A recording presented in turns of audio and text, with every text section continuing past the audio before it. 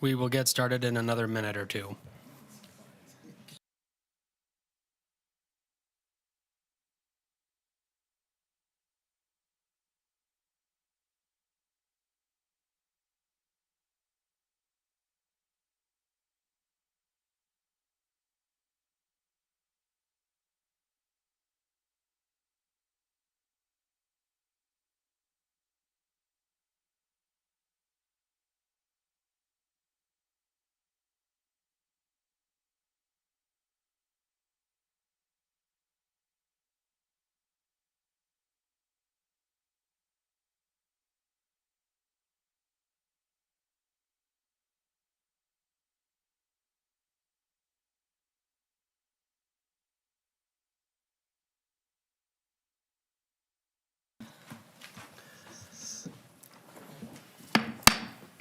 This is the City of Reno Planning Commission meeting. Today's date is Wednesday, April 15th, 2026. The time is 6:01 p.m.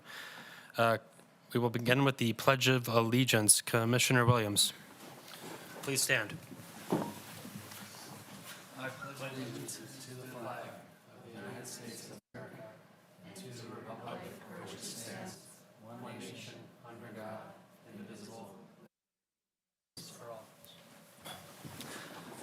A2 roll call. Madam Clerk.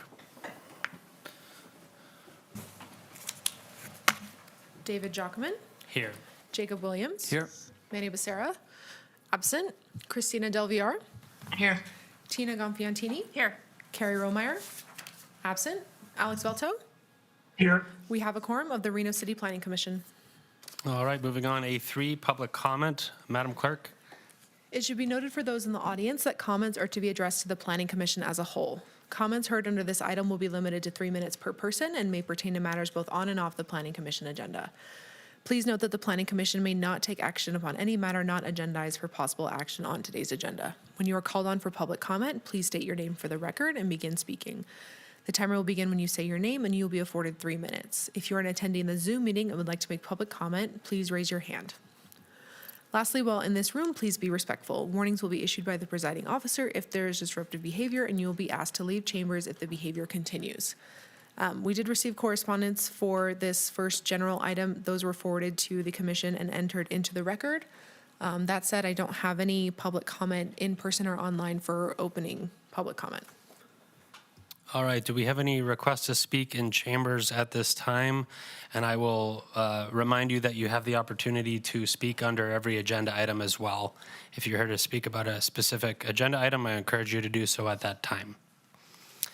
Seeing as though there are no requests to speak in chambers at this time, we will now move to item A4, approval of the agenda.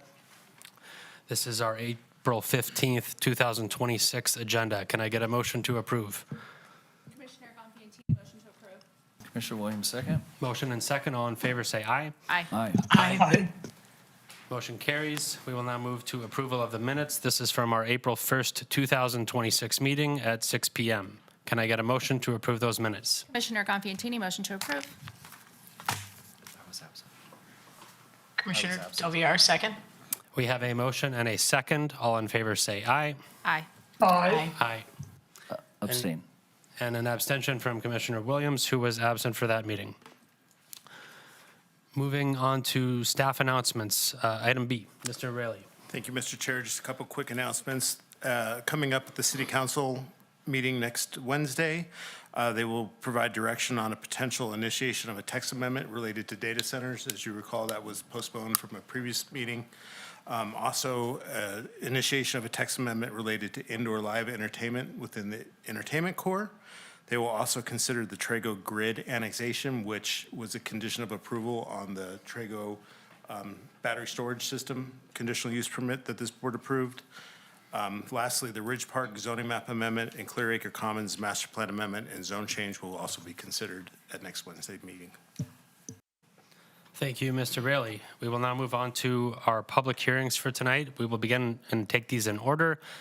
First item is item C1. This is a staff report for possible action, case number LDC 26-00059, Wilch property side setback deviation. We will begin with a presentation from staff. I believe Mr. Foster.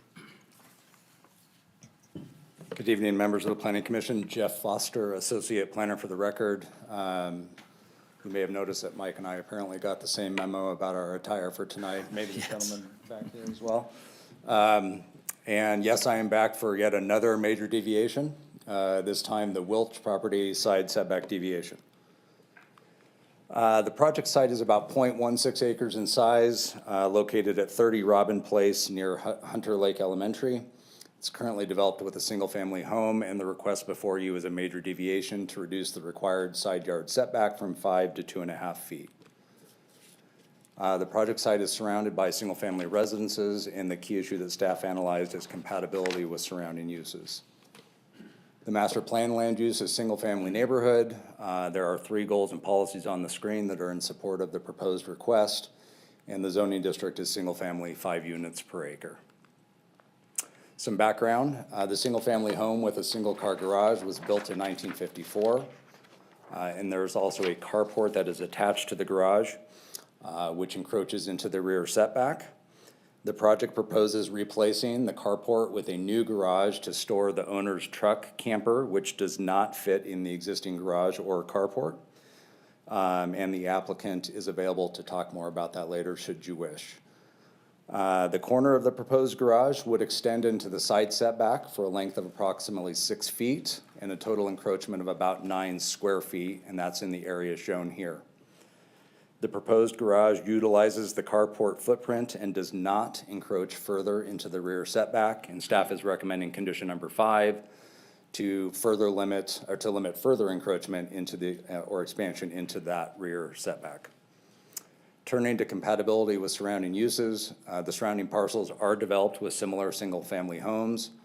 The corner of the proposed garage would encroach into the side setback about 45 feet from the street, which would almost be imperceptible. The proposal does not compromise the health, safety, or welfare of the adjacent property owners, and in fact, the adjacent property owner to the right, which is shown in the picture at the bottom of the screen, has submitted a letter of support. And staff is recommending the standard allowable days and hours of construction, which is condition number 6. Here are the recommended findings for a major deviation. Staff can make all recommended findings. And here's the recommended motion. Again, the applicant and the applicant's representative are here and available to dive into things further should you wish. And I'm available for questions. Hearing that the applicant is not making a presentation, is that correct, but is available for questions, should we have any? Okay, we will then move to disclosures from the commission, starting in person. Commissioner Gonfantini. Spoke with representation for the project and read and reviewed materials familiar with the location. Commissioner Jockman, read and reviewed emails and materials pertaining to the item. Commissioner Williams, same. Commissioner Del Villar, same. Commissioner Velto, same. We will now move to public comment for this item. Madam Clerk. Yep, first up, we have Nicole Commons. Nicole, just state your name for the record. You'll have 3 minutes. Hi, thank you for taking my time. My name is Nicole Commons, and I'm here to strongly oppose the proposed project. I live in this neighborhood, and the request to reduce established setback requirements is inappropriate and poses a direct threat to our character of our neighborhood and the stability of the way that our neighborhood is. These standards are not arbitrary. There was a reason these standards were put together. They exist to protect our residents' privacy. It ensures thoughtful development and prevents overcrowding. I think that's the biggest point right here, is that approving this will set a dangerous precedent and can lead to a snowball effect out throughout the whole neighborhood.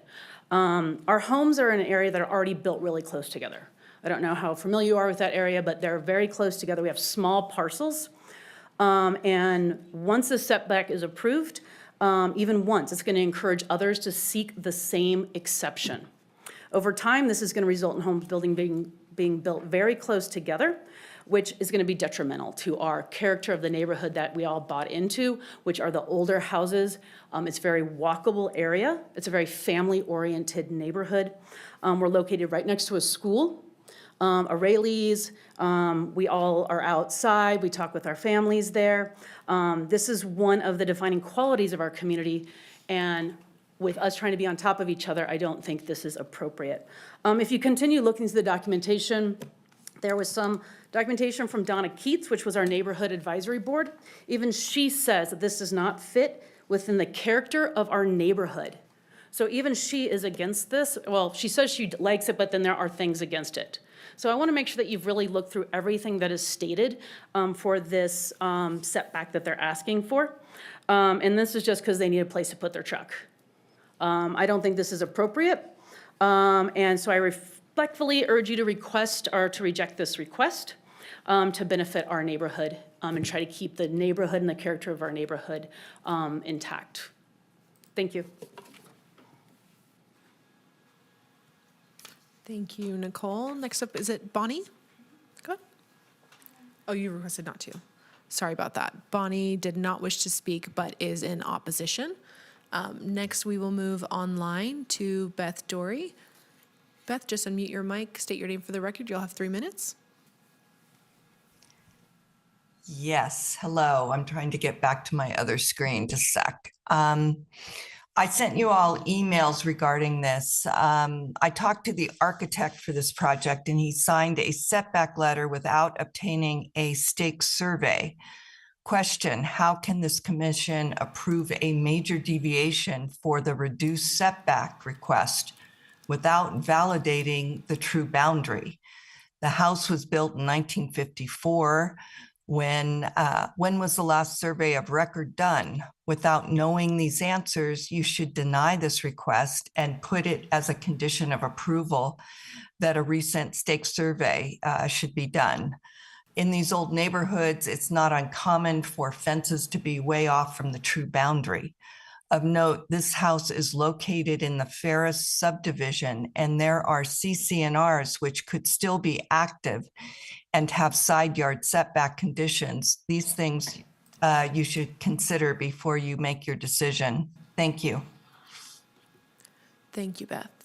With that, I do not have any additional request to speak forms in person. We do not have anyone online with their hand raised. Do we have any requests to speak in chambers at this time?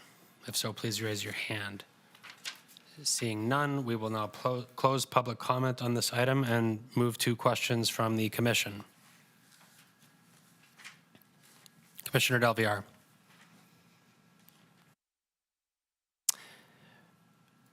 Got it. Okay, sorry about that. I have a couple questions, and part of it was brought up by Beth and Jeff. I'm just kind of trying to understand how this does work. Like, oh, and I couldn't tell from the one document you shared that shows the property itself. But has there been a recent measurement, and do we know if this fits within that? And just sort of in general, what sort of happens if it doesn't? Does it get grandfathered into, one property or another? I'm just kind of curious as to what that actually means. Commissioner Del Villar, I assume that was for me? Yes. Okay. So your question is, has there been a recent survey? Is that effectively the question? Correct. And just in general, not for this item in particular, but like what are some of the things that we look at? What are some of the standards we have? What's some of the processes we go through to make sure that we are looking at a person's property in its entirety? Okay, so I am not specifically aware of whether or not a survey was done. Ken, has a survey been done? We did not do a survey. Okay, so that's the architect, and apparently a survey has not been done. We don't require a survey to be done at this stage of the game, so it's not unusual that that we are evaluating an application for a major deviation without the benefit of having had a survey done. But that's has not been part of our process. Mike, do you have anything else that you would chime in on that particular element? No, Mr. Foster's correct. Once again, Mike Rayleigh for the record, that we would not require a boundary survey for consideration of this application. So, and Commissioner Del Villar, regarding the totality of the parcel and other considerations, I'm not sure that I understand your question. Well, I mean, I think Mike just answered it. We don't measure and we don't really care.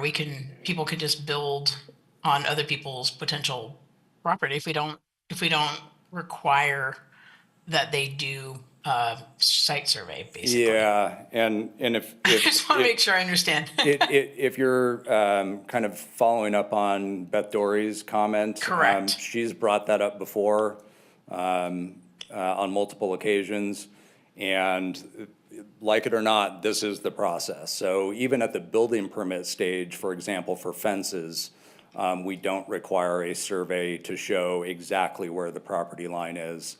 And again, like it or not, that's the process. So if there is something where there's an encroachment or a potential encroachment, the city considers that a civil matter, and it's not something that we get involved with.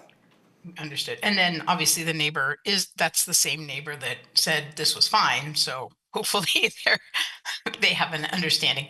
Correct. But another question I had is, and I couldn't quite tell from some of the content that we had, and maybe it's in one of the other documents, or maybe it's in a different presentation, but I'm just trying to figure out like what this looks like and why it needs to be so big, like why it needs these. I'm not saying it's big, it's not that big, but like why it needs these extra feet, if that makes sense. Sure. So okay, here's my presentation again. So so on the site plan here, you can see that in the area with the kind of yellowish circle, that's the encroachment, that little triangle, a total of about 9 square feet over the distance of approximately 6 linear feet, which is a tiny, tiny deviation or encroachment into the side setback. The reason that is, and by the way, as I pointed out in the presentation, the existing carport already encroaches into the rear setback, so it's already an existing non-conforming structure. And the proposed garage was designed so that it didn't encroach further into the rear setback, but instead just has a minor encroachment into the side setback. As to why it's the size that it is specifically to be able to house the owner's truck camper. And if we go to the photo here, you can see the truck camper in the upper left corner. And the applicant is here and can speak further about that. But essentially, as I mentioned in my presentation, this vehicle does not fit in the existing garage due to the height, nor does it fit into the existing carport for the same reason, due to the height of the vehicle, perhaps even the length. And so as a result, the owner currently parks the vehicle either on the street or in the driveway. And while staff didn't get into the benefits as much of potentially removing the vehicle from the current parking locations, one could argue that by allowing a place for the vehicle to be parked inside of a structure on the property, that's a net benefit to the neighborhood in terms of removing the vehicle from the street and, kind of outside of the public right-of-way for other vehicles and pedestrians, et cetera. So, Chris, would you like to come, or anyone like to come address the size of the vehicle or anything else in terms of, Commissioner Del Villar, that is part of your question, correct? Why the structure needs to be as big as it is proposed to be?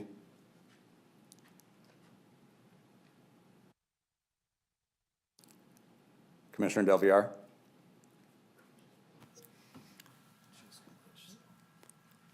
Commissioner Del Villar, can you hear me? I can, yes. Okay. Sorry.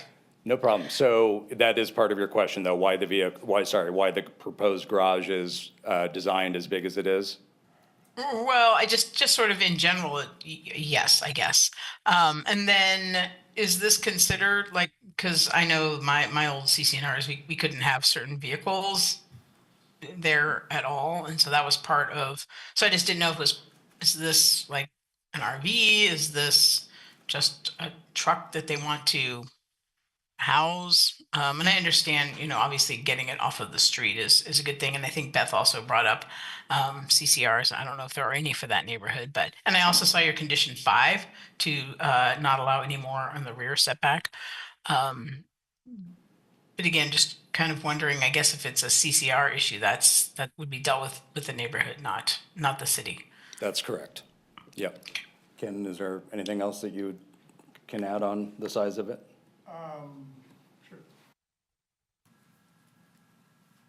Ken Rose, architect for the project before you right now.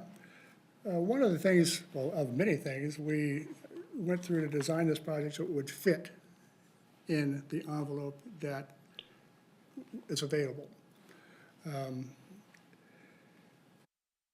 The truck is almost 8 feet wide. The garage door needs to be a little bit wider than that, so we're gonna have a 9-foot door. The garage will be about 12 feet wide. We have to have structure on the side of it. And with the camper shell on it, it's 20 feet long. So to get out of the truck after you park it and get around to the front, get around to the back, require a couple of feet on either side. So that's why it's the size that it is. 26 feet is the outside measurement, 25 feet is the inside measurement. So that gives him basically 2.5 feet at the end and 2.5 feet at the front. We kept the building as low as we could so we could put the truck in underneath the garage door, it's overhead garage door. We'd like to have a couple of, like 6, 10 inches, 12 inches of clearance when it's fully loaded on the top. And that's what we've done to keep the slope, to keep the roof as low as we can. It's lower than the adjacent garage roof. And it slopes to the back of the property, so the drainage goes not into the cul-de-sac, but into the back of the property. It's a single slope. It is a metal siding and a metal roof, which is fireproof. So that's a deterrent that can be applied to allowing it to go into the setback, because that's one of the reasons we have a setback, is to protect the neighbors from fire. And another benefit, I think, is when the city takes its snowplows and runs its snowplows through the cul-de-sac, and when it's working out in the street, or when the kids are out there playing, that big truck is not in the way. And that truck is a recreation vehicle. It's not used daily. So that truck would be in this garage for weeks at a time, so that his personal vehicles that he uses for work and his fiance's vehicle that she uses for work can park in the driveway in front of the garage. That opens up the cul-de-sac. I think that is a measure of safety and not a threat to the public. And one thing I did here is the color of the garage, dark charcoal. Does it have heat? Is it going to rise the heat index? Well, that's not true. It reflects heat. Also, a metal roof is corrugated, not a flat surface. It's not glued to the substrate. There is airspace between the metal roof and the roof deck. That airspace ventilates, so it reduces the heat effect radiating down into the house, and because it ventilates, it keeps the roof a little bit cooler. That's why we specify it in schools. That's why we specify it in a lot of other public works now. Last project I did was in Incline Village. Fire department required a metal roof, required fireproof siding because of an extreme fire hazard area. Is there any other questions that I can answer for you? That's all I have for now. Thank you. All right, thank you very much. Commissioner Williams, can I ask one question before you sit down, please? We don't get the liberty, I don't think, of seeing your final drawings here, but did you mention that the proposed garage is lower, the height is lower than what is existing? Would you like me to show you something? Would you mind?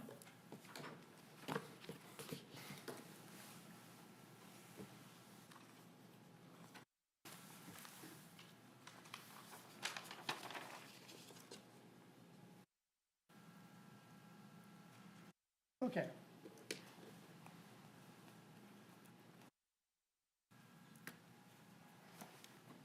I have a fancy dancy pointer right here, but I'll just, can't find it, so I'll use my pen. This is the peak of the roof. Slide down to the back of the property. This is the height of the roof that's adjacent to it. This is the height of the house. Is that understood? Okay. So the slope just comes down here is a low sloping roof, but it will have a standing seam or a corrugated metal roof on it, which expands and contracts and can then ventilate itself and is fireproof. That goes for the siding too. If you look at the lower part, the siding will be corrugated metal or standing seam metal also, because that's part of the fire protection package for 1 hour protection from fire. The garage door that we're proposing matches the existing garage door, which is actually gray and black.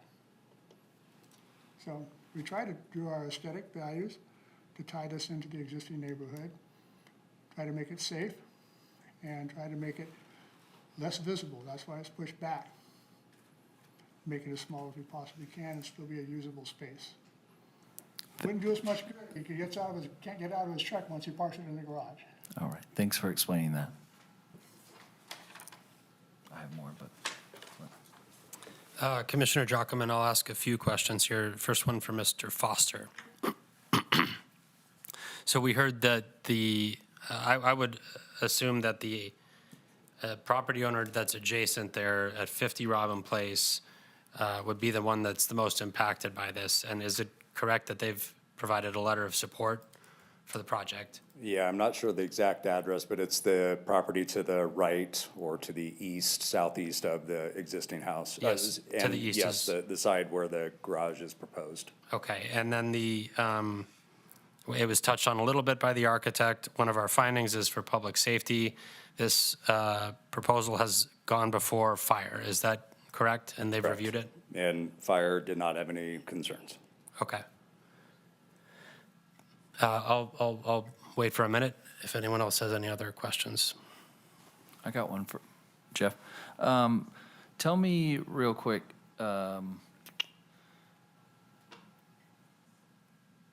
this comes off to me as generally being allowed by right if we weren't encroaching on that setback with the fence to the property line to the, what we'll call east. Is that correct? That's correct, yeah. So if the property wasn't already, I mean, we have a setback issue in the back, it seems like, already, but if this was shortened or pushed back within those things, he would be allowed to build this by right? That's correct. Okay, all right.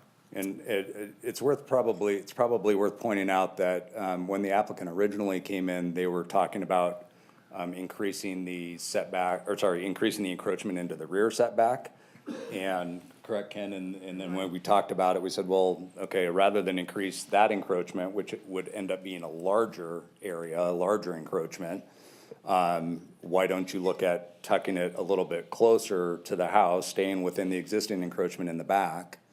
And then that resulted in that net of approximately 9 square feet of encroachment into the side setback. So it was kind of a trade-off, but in the final analysis, the side yard encroachment is a smaller area of encroachment as a result of that design trade-off.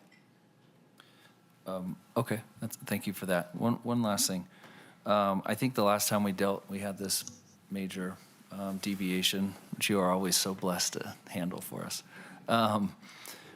I expressed trying to understand, like, where is a commission, where is a commissioner? Am I supposed to draw the line, or where am I supposed to make these decisions that sometimes, I might not personally agree with, or because we are always seeing this 50%, right? It's the last one I think was from 5 feet to 2.5 feet too, with the addition for the extra bedroom. I understand the civil responsibility. I deal with that in a personal capacity about lot lines and adjustments, but are we saying that process can't be added to this procedure when we're talking about 50% reductions in lot lines? That the city, we can't adopt a requirement that says that these things should be, the lot line should be surveyed prior to these greater reductions in the setback? That's a big procedural question that I would probably defer to Mike as a kind of a larger policy procedural type of. I would say that if that was a concern, that you were worried about the survey, that you could certainly add a condition requiring that a survey be completed to demonstrate that it is indeed, the setback is measured from the surveyed property line. Okay, but I guess what I'm hearing is that it'd be easier to do that at this level than change a city policy that's been established for quite some time and generally is civil, Correct. which I understand. Okay, all right. That's all I got. Thanks, Jeff.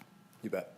Commissioner Jockman, I have a follow-up question to that. So the concern in that public comment is about building a structure or something that's deviating with this from that setback, and it's so close that it might end up in someone else's property. So can you explain to me the process? Okay, we've approved, if we approve the setback deviation, they're going to come in for what? And then what is verified to ensure that they build what they say they're going to build? So the next step after the approval of the major deviation, should that move forward, would be a building permit that would need to come in and demonstrate substantial compliance with the plans as presented during the major deviation review process. And that's condition number one that says, you know, when you submit a building permit, it has to look substantially like what was initially analyzed. You don't get to kind of say, look over here, and then I'm going to go do something over there, kind of a thing, right? So that helps. So the point at the point at time where perhaps, okay, we've approved the deviation, they're now constructing something that's close to someone else's property. As that construction's occurring, if someone has a concern about that deviating, or I shouldn't say deviating, protruding onto their neighbor's property, is that the point at which that concern should be addressed? Say they didn't follow, they're not substantially conforming, and they're in the neighbor's property with their construction. Is that the point at which it would be most appropriate to lodge that concern? So you're saying that after the building permit is approved and they're in construction? When they're in construction and that construction is not in line with what the building permit said it would be. Right, I mean, and that would just be part of any building permit and occupancy, review process by the building compliance staff to make sure that it was built per plan. Okay, thank you. Yeah.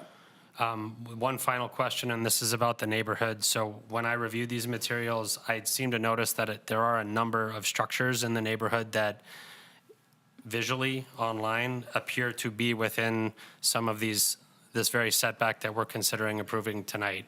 In your review, what have you observed in the neighborhood with regard to those setbacks?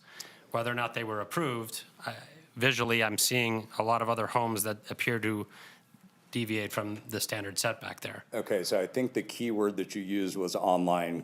Help me understand. Are you looking at the city's GIS system and looking at from above and looking at parcel lines in relation to structures? I'm looking at the Washoe Regional Mapping System website. Okay, so you're looking at That worms. identifies parcel lines to a reasonable degree of certainty. Yeah, and therein lies the rub, right? Yeah. That those lines are not meant to be, gospel. Okay. Mike and I had this conversation with a gentleman the other day at the counter. Those lines are an idea of where, kind of the shape of the parcel and, where the boundaries are, but all one typically has to do is look at those lines as they line up with fence lines and sidewalks and things, and you can generally see that they're typically off by X number of feet. And that would be as a result of the angle of the photography and, I'm not by any means a GIS expert, but you can just see that those lines are not exactly on the property lines. Mike? Yeah, and to add to that, typically when these are designed, the architect, for example, Mr. Rose, is not designing off our GIS system. He's designing off perhaps the recorded subdivision map, which is very detailed in terms of bearings and distances on property lines. That would be the accurate thing to go for. Also, in these older neighborhoods, as you mentioned, just looking at the aerial, it's clear that that there's two other homes on that very cul-de-sac that are encroaching into setbacks. And we see that a lot in these older neighborhoods that were built, before current standards were in place. Okay, thank you. Yes, if the applicant representative, I believe, would like to add in, please do so.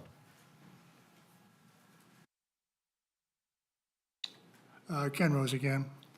Typically, when we start our basic designs, preliminary designs, we're going off of measurements. We're going off of the detailed measurements and angles of the property line that are on the not the websites, but documented surveys that have been performed in the past. Those dimensions don't change. The earth changes once in a while, and maybe a property line gets moved over the process of time, an inch or two. But the dimensions are stone, the arcs of the curves are listed, that length is missed, everything it's in stone. That's what we work off of. If I have to be 5 feet from a property line, I use that dimension to go 5 feet. If the property line shifts, so does the house. Now, the problem is, basically, it's a property line. Your property, my property. The setback is a different issue. It's the city sets the setbacks, so you can get utilities through there, so you can have personal space to get around the buildings. So I think that's something for the city to think about, is the setbacks. Can they be flexible? I know from my experience, sometimes we have to build projects that are zero property line setbacks, and they have to be 4-hour construction. So the process, I think, adapts itself to the need, and the need has to adopt itself to the process. It's a joint issue. The neighbors next door, they love it. They like the fact that the garage is going to match their roof. But they don't have an issue with the encroachment because there's no windows there. It's just fireproof place. Anyway, just wanted to deal with you about how we set the property lines for our design, how we use them. That's our guideline. That's the holy grail. If we're going to go over a property line, we're going to have to go talk to somebody else. Thank you. Any other questions from the commission? If not, we can move into deliberations. All right, deliberations.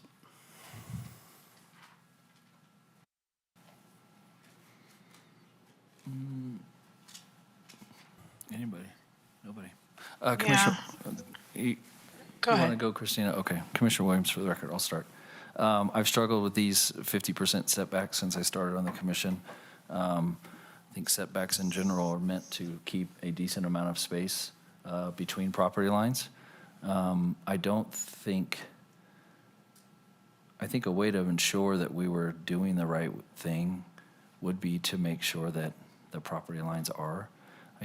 My first house that I owned, there was a general rule of thumb that anytime a fence went down, because we were in an older neighborhood, that fence was moved, and particularly into open space. And so as the years went on, the fences continued to move backwards, increasing people's property lines. So, I mean, that kind of stuff happens. I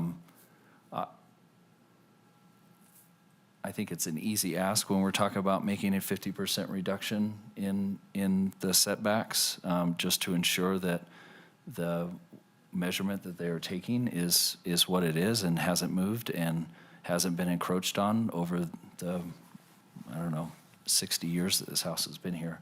I also understand that the reality is that we are only talking about a certain section of this because 95% of this is allowed by right. So, I'm sensitive to understand that, and I can make all the findings, I'm sure. These 50% reductions have caused me to wonder if there's a better process about moving things to 2.5 feet continually, and that's what we've been seeing lately, at least in my time. So those are my thoughts. Commissioner Del Villar, I'll piggyback off of what Commissioner Williams is saying. These, it does keep coming up. And, public comment is concerned that this will just, the next person will want to build another garage and another garage. I do think it's pretty interesting that we keep approving RV warehouse storage because people need storage, but I guess you can build a garage too if it works for your property and everybody's okay with it. So it just seems like it's a little slippery slope that we go down here. And again, I think in some neighborhoods where there are CCNRs that are more clear, that helps us sort of define what it is that we should be looking at a little more clearly. And in this case, it probably, that doesn't exist. So I don't know that I can make all the findings, but just sort of where my head is at right now.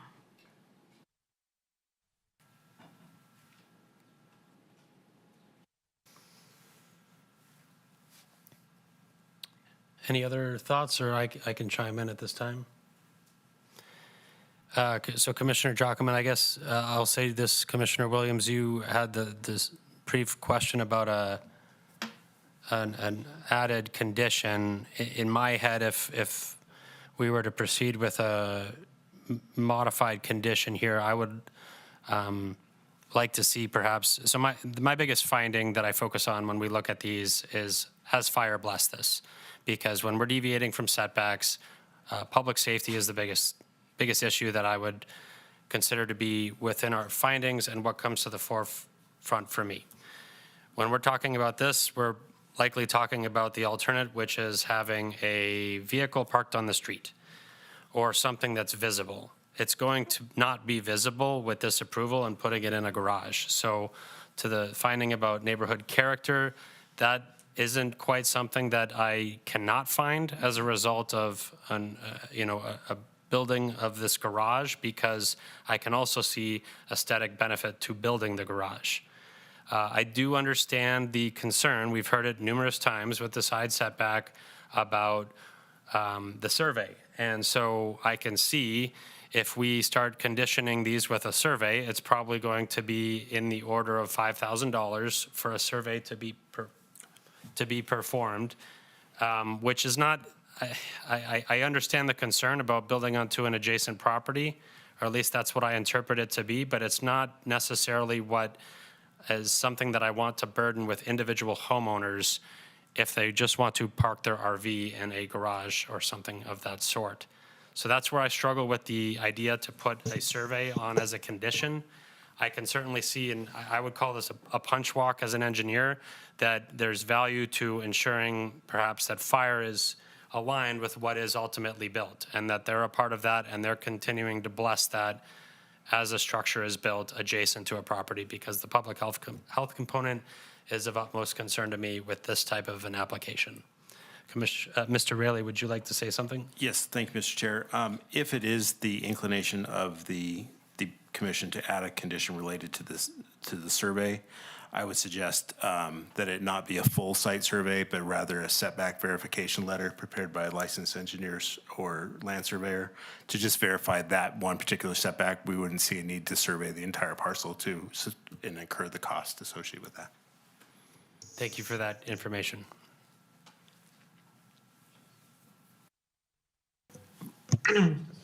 Commissioner Velto, I'm comfortable going either way.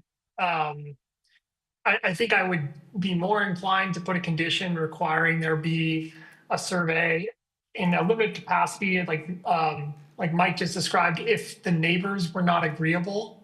But given that the neighbors don't appear to be opposing this, I'm less inclined to think it's necessary, but again, I can go either way that the commission feels comfortable.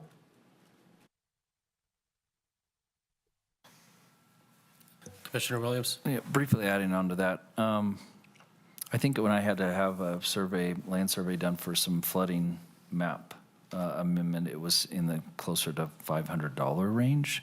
So I mean, in that aspect, I would be very curious. You're right. I wouldn't want to burden somebody with $1,000 situation. If there, and maybe what I'm talking about is more of what Mike was referencing. It's just a boundary, used some pretty technical terms because you're that guy, but So a setback verification with letter would just be to verify the setback of the garage. It wouldn't be a whole site survey, a whole boundary survey, just to confirm that that setback is meeting the 2.5 feet. lastly, for me, I would just want there to be some sort of consensus, and then I guess we can't really do that because every project is different, but I would hate to require certain projects at 50% deviation, adding this condition and then not. So it almost like there would have to be some sort of guideline instead of hodgepodging which projects are required to have this boundary line survey done, which it seems difficult, so I understand that aspect of it too. But and I definitely appreciate the public safety aspect of it. There is a inherent risk with vehicles and streets, which I get, so. Commissioner Jockman, if I may go back to staff, if we were to, so Mr. Foster, if we were to entertain a condition that involved the support of the fire department as a part of the final punch walk, or however it may be referred to, identifying conformance with what is constructed, how would that best be proposed as a modified condition? So, okay, so I think there's two things going on. What I'm hearing you talk about a setback, but also the fire department's review. So if the setback issue is more like what you're talking about, Mike, with just kind of a verification of where the property line is, right? That's one potential condition. And I wouldn't say a modified condition, I would say a new condition, right? We don't have another condition that would kind of tack on to or something. And I guess before you finish, if I may clarify, that's not where my concern is, but I do hear that you're hearing multiple concerns from the body. So hearing what, I'm with Commissioner Velto on that point. We've got a letter of support from the adjacent property owner, so I personally don't view that as being necessary for the findings to be made. My concern is with the fire department and public safety. Okay, and that's So- exactly why I wanted Yeah. to parse that, because to me, it felt like two different things that we're talking about. Regarding the fire department's review, not only did they submit comments that said this project has no issues other than when they come in for a building permit, they have to comply with the International Fire Code. Keep in mind that when the building permit is submitted, that the fire department will also review it at that point in time. So the fire department is going to review this regardless. Okay, Yeah. perfect. So Thank you for that It would clarification. be inappropriate to condition that, Thank you. because That's it's what I already appreciate part that. of the process, yeah. Okay, thank you. Nothing further from me.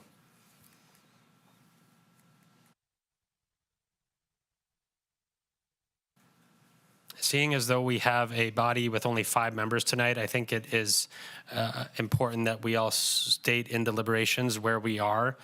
As typical, I believe this is a body that would require 4 votes on this, so that requires that the applicant would have 4 of the 5 votes in order for a motion to be passed. Unfortunately, we do not have 7 tonight, so I think it's important that we state where we are before any motion is made. Hearing that there are varying opinions from the commission. Commissioner Gonfalonieri, I'm happy to support this project. I think based on the context of the neighborhood, the context of the building envelope of the particular lot, I think this is a great addition to the neighborhood. I think it's important for parking. We hear about parking constantly in these older neighborhoods, and it would solve a significant problem for this particular neighborhood. So I'm in support of this project.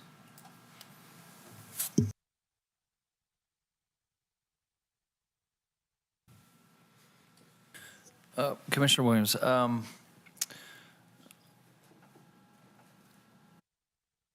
I'm comfortable making all the findings. I think what I realized tonight was that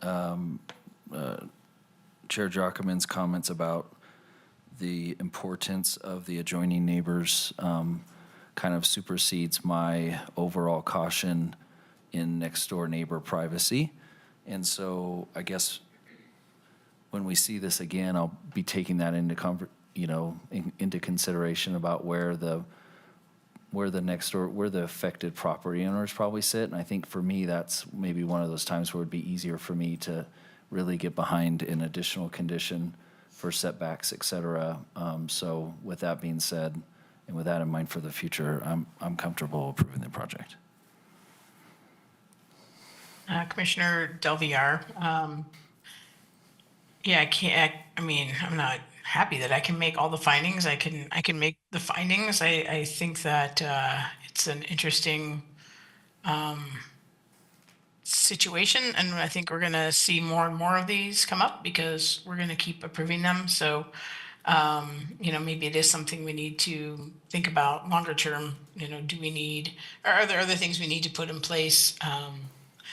Because just because this property owner next to them is okay with it, maybe, I guess if they ever need to sell their house, they'll have to deal with that then at that point. But, so there you have it. Commissioner Jockman, I'll state my thoughts are along the line of Commissioner Velto's with regard to how to look at the setback as it pertains to the adjacent property. So hearing that there is the support there, I don't think it's necessary at this time to identify another condition in that regard. I think it is something worth exploring in the future because, if that is something that could happen, then perhaps there's some value to placing that added condition on other applications. But that's not what I need for this one. As it pertains to the public health and safety finding, hearing that fire is going to be a part of the process as you move forward through the building permit, that makes me comfortable not adding any conditions to make all the findings that are before us tonight. So I'm comfortable with this as it is presented. Commissioner Melto, I'll be short. I could be comfortable either way without the condition or with the condition.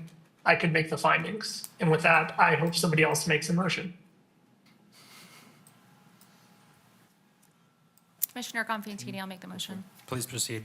In the matter of case LDC 26-00059, based upon compliance with the applicable findings, I move to approve the major deviation subject to the conditions listed in the staff report, and I can make all the findings. Commissioner Williams, I'll second. We have a motion and a second. All in favor say aye. Aye. Aye. Any opposed? Hearing none, motion carries unanimously 5-0. That concludes item C1. We will now move on to item C2.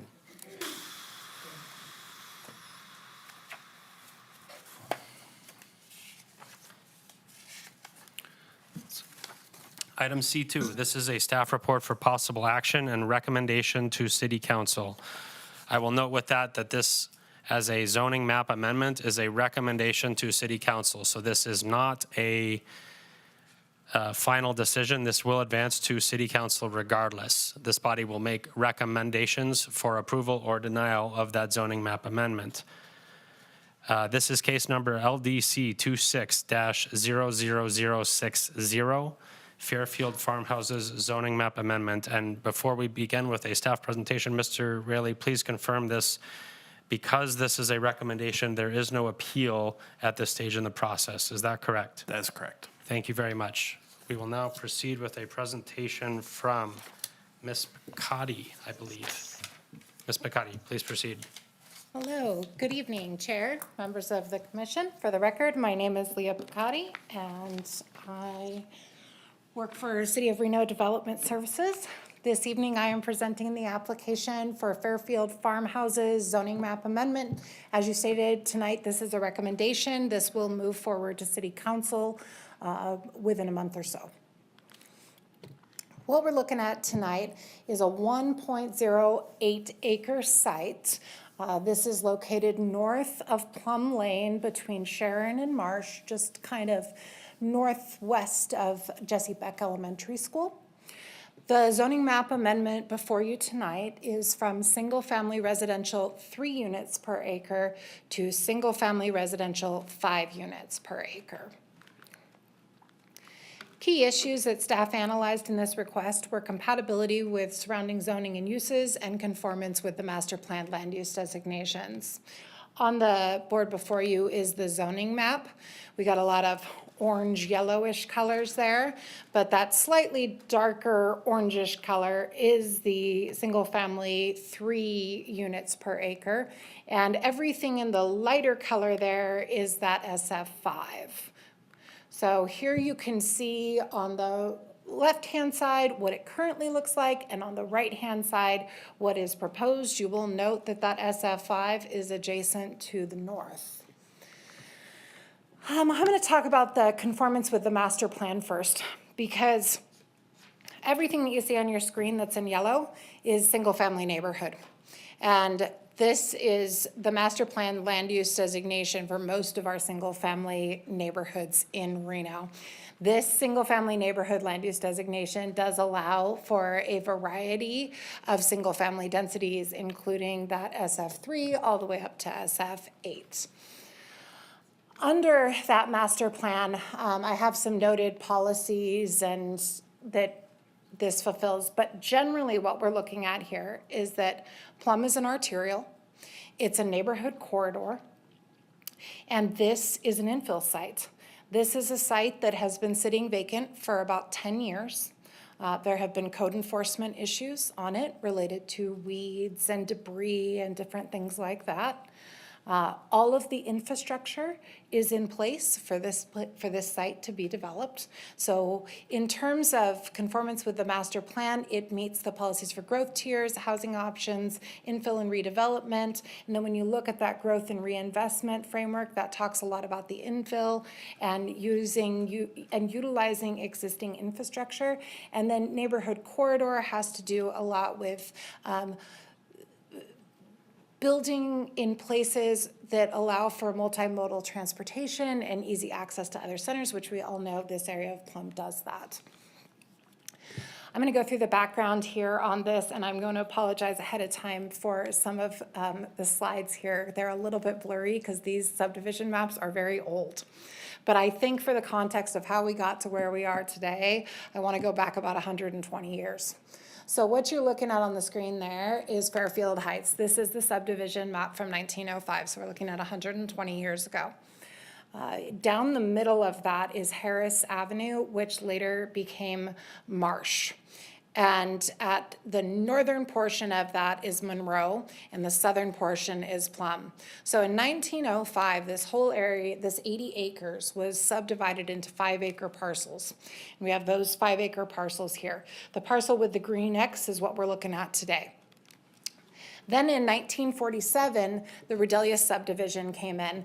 And I put this in here because this is just that northern portion of Fairfield Avenue, just slightly north of where this is. So you can see on the X where I kind of pointed that this is where it's at. But you can see there where Fairfield became a public street. So we're looking back at 1947 is the first time that that portion of Fairfield became a public street. Then in 1958, the terminus of Fairfield Avenue was developed on the eastern side with the Flag subdivision. And here you can see those parcels, and the X is the parcels that we're talking about today, which is directly adjacent to this. In 1958, when this subdivision was created, Fairfield was dedicated as a public access easement at that time, and I'll get a little bit more into access and why that's important in a bit. So in 2019, the applicant applied for a parcel map to split the existing parcel into 3 parcels, which does conform with the existing SF3 designation that's on there today. So moving forward, the applicant has submitted a parcel map concurrent with this zoning map application. Now, this parcel map can't be approved unless this zoning map application is approved. So we're a couple months away, but in good faith, they wanted to show what they're planning to do. So this is the parcel map that's currently in for review. It does show for 4 lots. These lots range from about just over 1/4 of an acre to about 1/3 of an acre. And the applicant is proposing a deed restriction that would limit this to 4 parcels. So right now 3 are allowed. Under SF5, 5 could be allowed. They're only proposing 4. So they're saying they're going to deed restrict it to the 4 in perpetuity. However, I do have to point out that that is not something that would be enforced by the city. The SF5 zoning is what we would look at. Okay, talking about compatibility with surrounding. So the SF3 designation requires 15,000 square foot minimum size parcels. SF5 requires 9,000 square foot. That's a pretty big difference between those 2 numbers. But we don't have an SF4. There's nothing in there that is 10 or 11 or 12,000 square foot parcels. And when we look at this whole area between Sharon and Marsh and I just went blank on what the road is that's above it, but we are looking at the majority of these parcels being right about at a quarter acre, just under a quarter acre. So I highlighted here where that proposed zoning map is right there with the 3 existing parcels. There are only 4 parcels in this whole map that actually conform to that SF3. All of the rest of these parcels conform to SF5.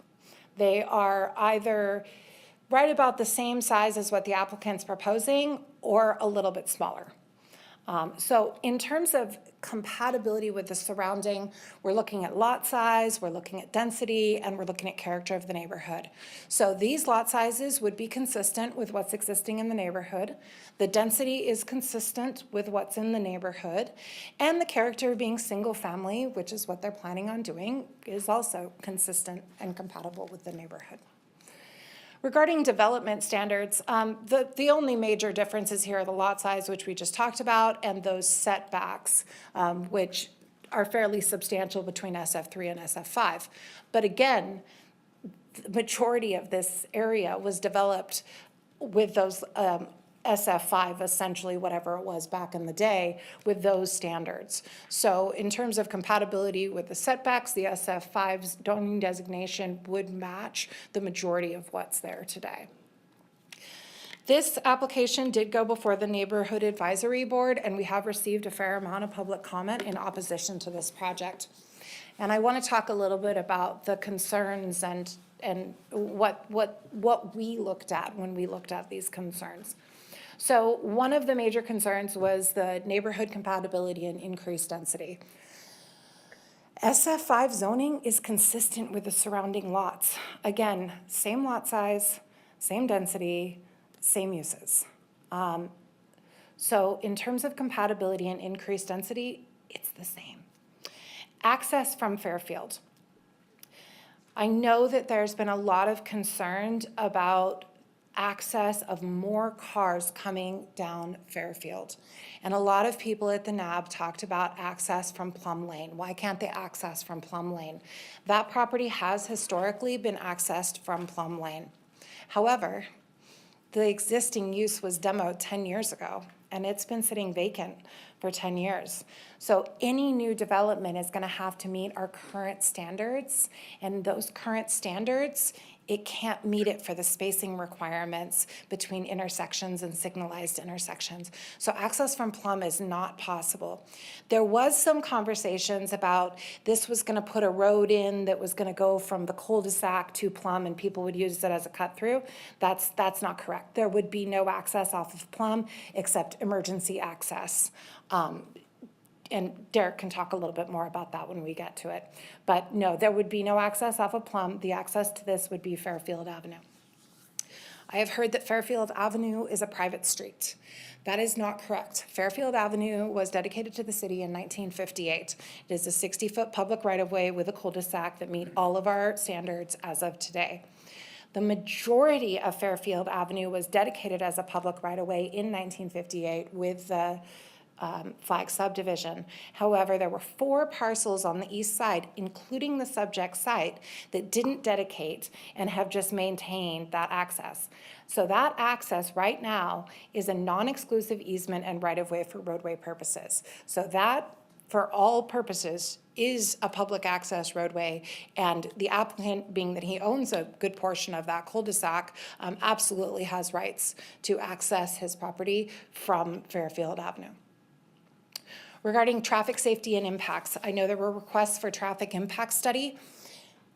We're talking about going from 3 parcels to 4 parcels. We're talking about an average of probably 8 to 10 trips per day. To ask for a traffic impact study for 8 to 10 projects is just wouldn't make sense. Our thresholds for traffic impact studies are basically that they need to generate 200 or more peak hour trips. This is 1% of that. So that's why we haven't required that. The zoning map amendments this body has seen multiple times. They're pretty straightforward. It conforms with state law in that NRS section that's cited there, and it conforms with the master plan. This application does both of those things. So staff is able to make all of the findings and is recommending approval of this request. The recommended motion is on the board. I am available for questions, and the applicant also has a presentation. Thank you. Good evening, Derek Wilson on behalf of the property owner. Before I forget, one quick clarification. Well, first of all, that was among the finest bit of research I've ever seen in front of the Planning Commission. But the reference to a parcel split in 2019, that was a previous owner. This is a new owner. They had no part of that. So they're not coming back asking for another parcel. So it's going to be difficult to not repeat because that was such a thorough presentation. But yeah, the request is to change from SF3 zone to SF5 to allow for one additional unit on one additional parcel. That's a view of the site now looking north from Plum Lane. That's looking south from the Fairfield cul-de-sac. So that's roughly where our access would come from. That is the current zoning, and that's our proposed zoning. So you can see we're adjacent to an existing SF5 zone. There's SF5 in the surrounding area, and I think equally important, as was already pointed out, the 4 parcels we're requesting are going to match most of the surrounding parcels, and in fact slightly exceed most of them in size. No change to the master plan. So Lee and I both did the same analysis from a different direction without consulting each other, but this was my exhibit of the surrounding parcel sizes. So in red there, it shows our proposed just over a quarter acre for each parcel. And then I highlighted in orange all the parcels that are less than or equal to our proposed size. So it's the majority of the neighborhood. We're going to match most of the properties that are there now. And frankly, it's a nice neighborhood. I think that's an appropriate parcel size. I think it works well there. That's an example of the architecture. The architecture is still under development. That's not a final design, but they want to be compatible with the existing suburban neighborhood. They want a quality project. So we're looking at a quality, detailed look with a variety of materials and an appealing sort of contemporary traditional look. The note I made here says addresses regional housing need. Well, almost any document you read from the planning department is going to cite a need for additional housing. So we're attempting to do that. City policy encourages infill. We're attempting to do that as well. No expansion to city services needed. We're surrounded by city services, utilities, city streets. So it's an easy fit. This is kind of a summary of our project. This is a rough site plan view of what we're proposing. So that section in gray is the driveway serving the 4 units from the cul-de-sac. At the southern end of that, it intersects Plum Lane with an emergency access gate. So we had to agree reluctantly with the city that a driveway onto Plum Lane from there just doesn't meet current traffic design standards. It's not even close. So it makes far more sense from a safety and a neighborhood functioning position to run our driveway up to the current cul-de-sac. And in fact, there's already an access easement there in place that was recorded with the current parcels.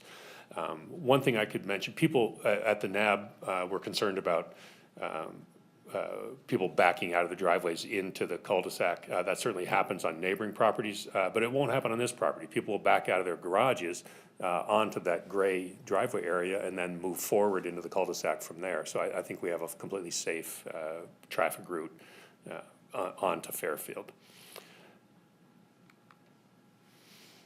So public outreach. The client is here tonight, the owner is here tonight, Walker Smith. I'm gonna have him come up and introduce himself in a minute. I'm gonna say he's the most proactive client I've ever worked with in terms of meeting the neighborhood. Before he met me, before I got involved in the project, he went around to the neighborhood and knocked on doors and introduced himself and the project. So, that doesn't mean you won't have any issues. There's always plenty to discuss, but I think it's a great way to start a project, and he's kept that up ever since. So he's been communicating with neighbors. I've been communicating with neighbors. There's a appointed neighborhood representative, not appointed by us, appointed by the neighborhood. We've been in contact with him. And in fact, we went to a meeting with the city, with planning and engineering, to discuss the driveway issue. And that's where we got the word that a driveway on a plum is just not possible. So I don't expect that made everyone in the neighborhood happy, but I feel like we pushed that issue as far as we could. So that's all I have. I'd like to hand it over to Walker for a second, let him introduce himself, and we're certainly available to answer any questions. Walker Smith for the record. Thank you, Derek and Leah, for the presentation and explaining what we're trying to achieve here in requesting this zone change from SF3 to SF5. As Derek mentioned, I was at the Neighborhood Advisory Board meeting as well, and I've been a local here for a while. I've been building single-family homes for the past 7 to 8 years and been a part of projects from Carson to Reno. And back in November of last year, I partnered with my brother Coleman Smith, who's in the audience as well, to purchase this property with the intent of building some single-family homes. Our goal and intent from the beginning has been to add value to this area and respect the character and nature that's already there. As Derek mentioned, before I even purchased the property, I knocked on the doors of all the neighboring properties and spoke with all the neighbors I could, with explaining what we're trying to do here and to listen to concerns that they had and answer questions. And those I wasn't able to speak with, I left a flyer with my contact information and offered to meet with neighbors who wanted to after that, and some of which who took me up on that. And we've been in contact with Adam, again, as Derek mentioned, who's been appointed the main contact for the neighbors to go over concerns and explore options for those concerns and answer questions. And I just, again, wanted to introduce myself and say thank you for your time, and I'm here for any questions or concerns you may have.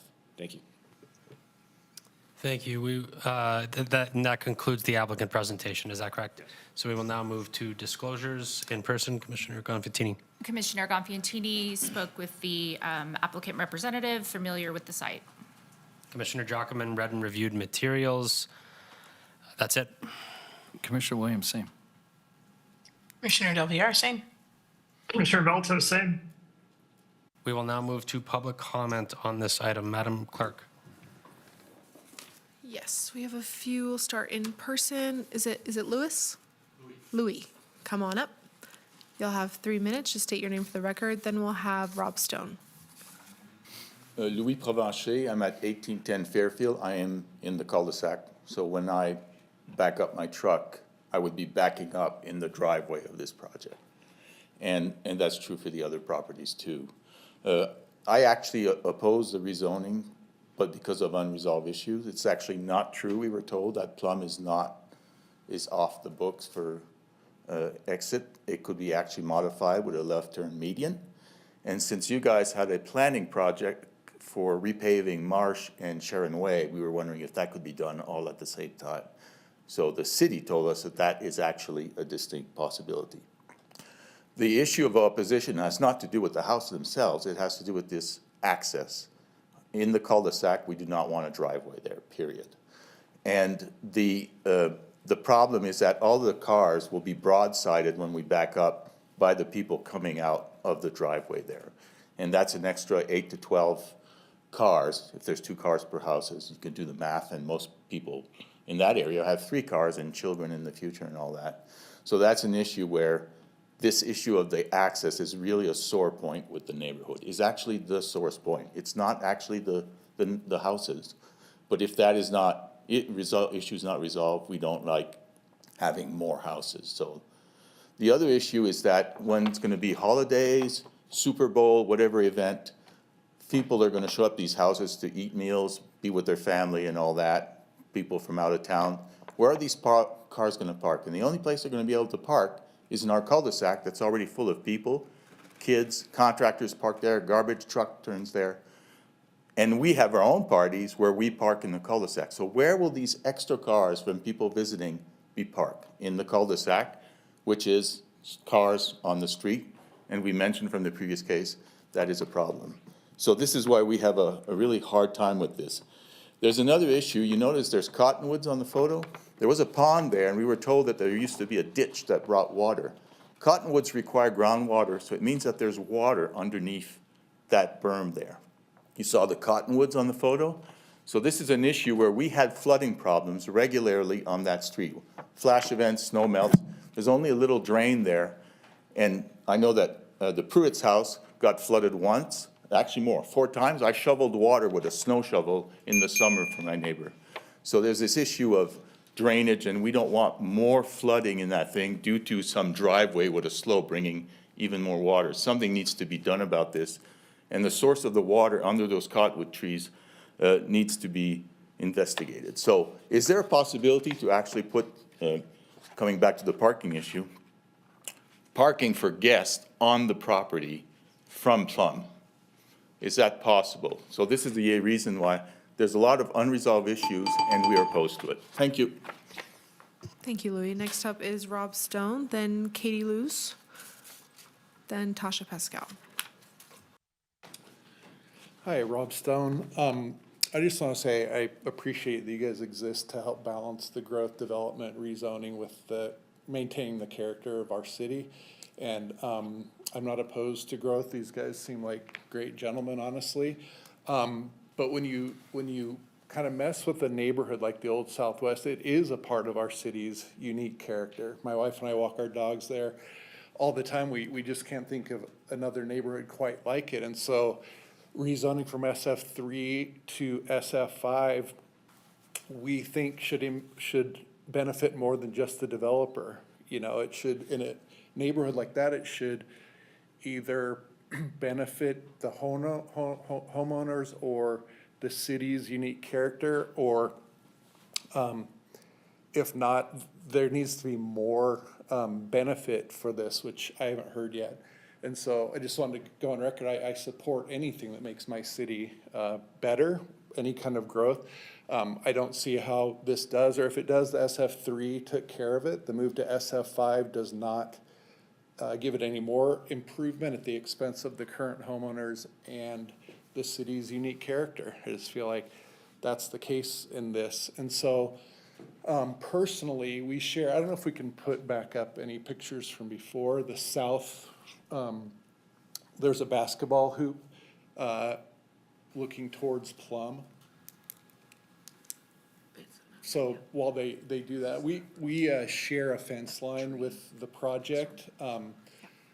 And that fence line along there, which hopefully they can show. Okay, so to the left on that picture is my driveway. And if you can see between our driveway and the lot, there's about a 5-foot dirt wall, rock wall, and then a couple-foot fence there.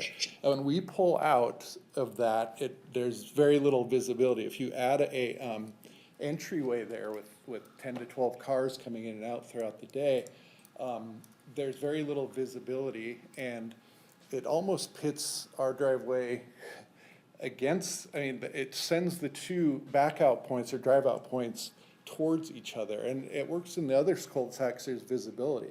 So when people are pulling out, you can see it, but with that huge wall, to me, it's sort of a safety issue, not just mine backing out, but the kids, all the activity in that lot. And so I just take into consideration the impact on the neighborhood for who benefits from it. I'd also like to say the safety visibility is an issue. And the last thing I'd say is that this property has changed hands multiple times. So I appreciate that they're committed to 4. That's great. But once it's SF5, it's SF5. So who's to say the next people don't do something different with it? So the neighbor doesn't feel super confident that that's a guarantee. Thank you. Thank you. Next is Katie Luce, then Tasha Pascal, and then we will move online.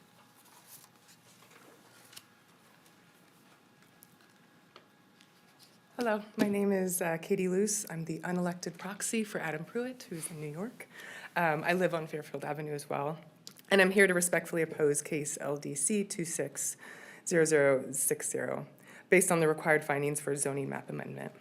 Understand, to Rob's point, that it will be developed, but first, the record does not demonstrate a need for rezoning. The staff report confirms the site can be developed under existing F3 zoning and does not show that development is infeasible. Without this amendment appears to grant additional entitlement rather than address a constraint or an actual public need.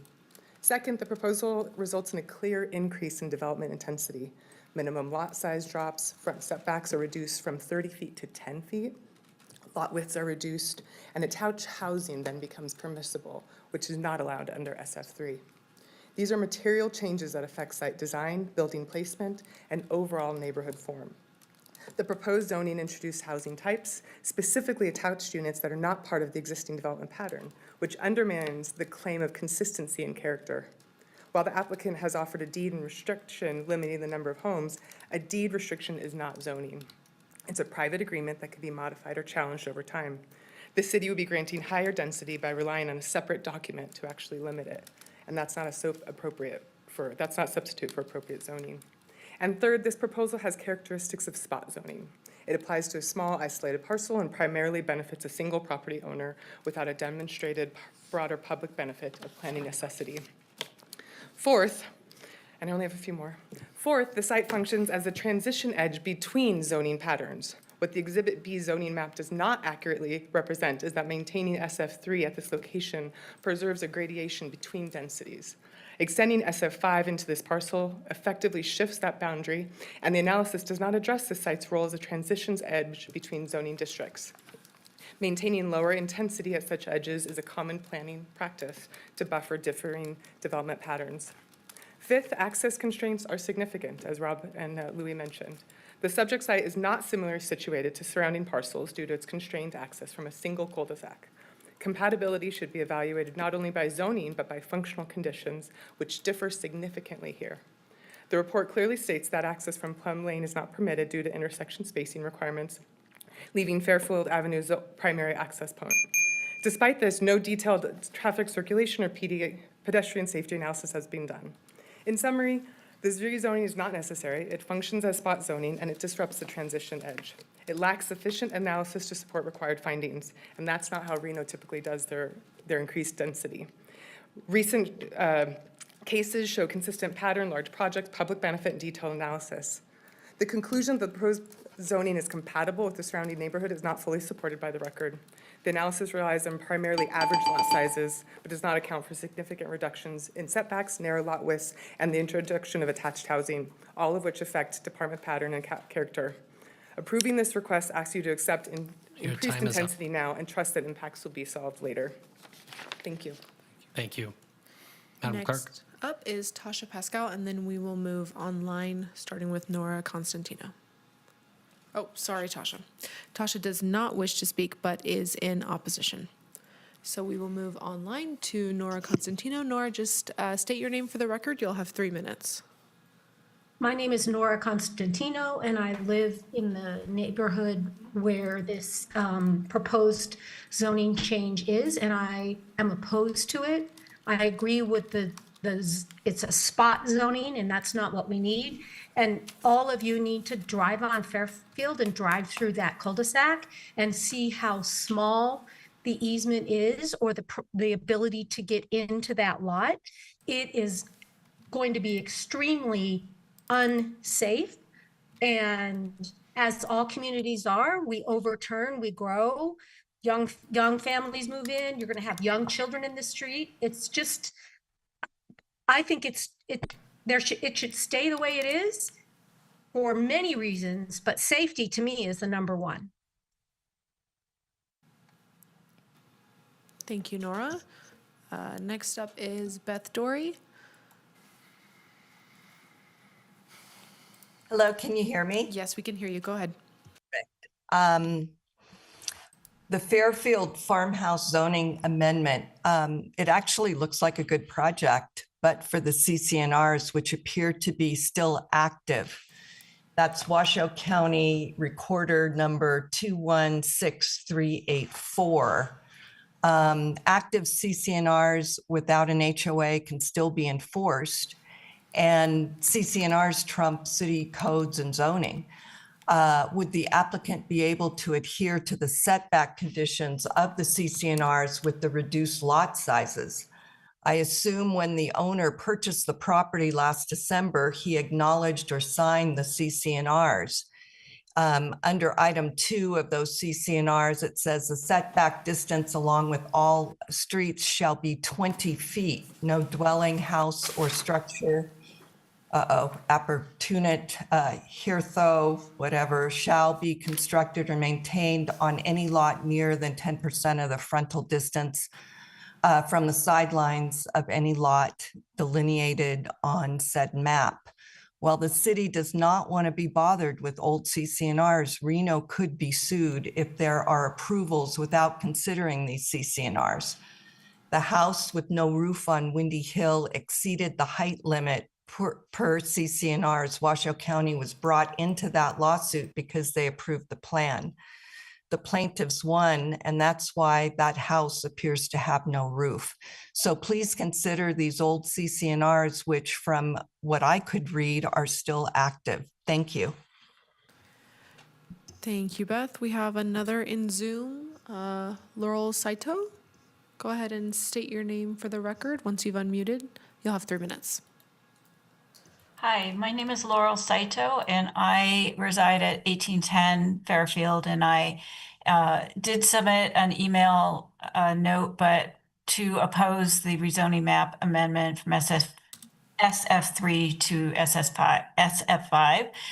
I do support infill development and development of houses on the vacant lot in question, but I am concerned about the zoning change for the following reasons. The first is that as others have said, the 5 houses on the lot would increase the traffic and parking on Fairfield Avenue, creating an unsafe environment.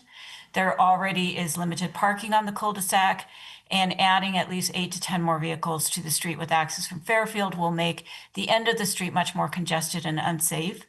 There are many children on the street that play in the street, but they will no longer be able to do that if there is more traffic and parking.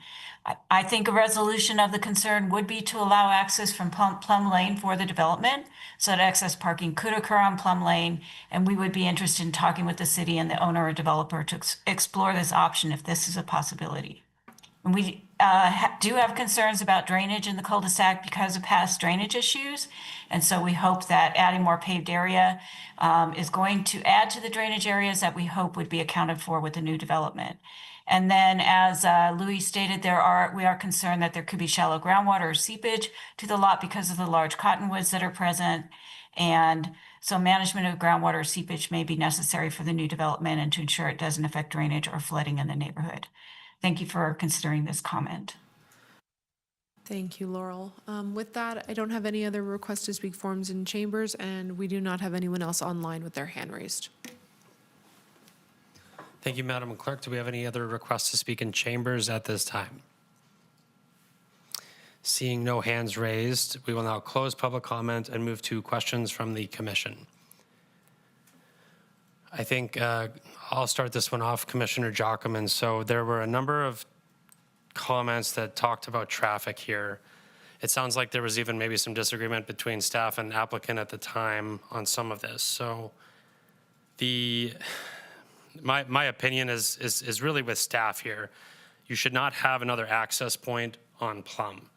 And the access should come in from the cul-de-sac, which is perhaps not what everyone would like to hear for this item. I wasn't planning to talk about traffic on this item because it's basically a request for one additional home, but I want to make it clear that I think it's better to have these cars come in and out on the cul-de-sac than on Plum before we go into questions. So Commissioner Del Villar, did you have a question as well?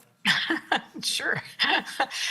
So Commissioner Del Villar, I guess one of the questions I have is we don't see too many like this where they're coming off of a driveway. right? It's usually a street. And so this is where I'm just trying to, I'm not saying it's right or wrong, or I'm just trying to understand what some other options could potentially be. Like, could we expand the street itself so that, again, it's more contained and we don't have to worry about some of the driving?